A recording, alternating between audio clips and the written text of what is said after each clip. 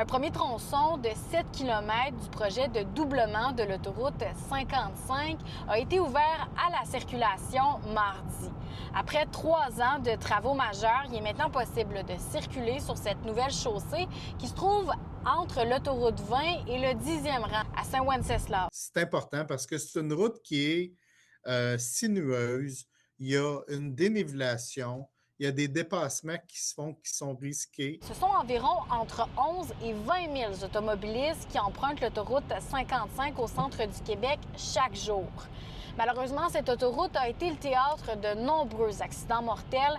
Ça fait donc longtemps que les citoyens attendent le doublement de cette autoroute. Le projet en entier consiste à doubler les 27 km situés entre des Acadiens dans le secteur Bécancour jusqu'à l'autoroute 20. Ces premiers 7 km auront coûté plus de 40 millions de dollars. Le projet total totalise une enveloppe de 340 millions de dollars. Et pour Donald Martel, c'est important d'aller jusqu'au bout de ce projet. Il espère que la prochaine étape sera le viaduc à Saint-Célestin. Parce que on sait qu'il y a eu beaucoup de gouvernements qui ont fait beaucoup de promesses pour cette autoroute-là. Ça ne s'est jamais fait.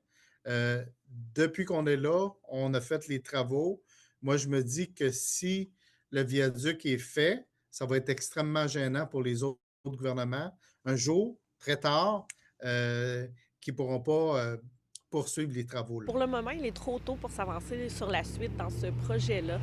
On va attendre de voir la conception des autres lots se poursuit un peu en parallèle, dont lequel sera prêt et en fonction également des prévisions budgétaires de l'année prochaine. Mais attention, cette ouverture n'annonce pas la fin des entraves. La voie de gauche, elle est fermée sur une partie du nouveau tronçon et ça va demeurer comme ça jusqu'au temps des fêtes environ. Donc avant, il va y avoir aussi des fermetures complètes de nuit dans le fond pour finaliser les travaux. Il faudrait donc être patient avant de connaître la prochaine étape du doublement de la 55.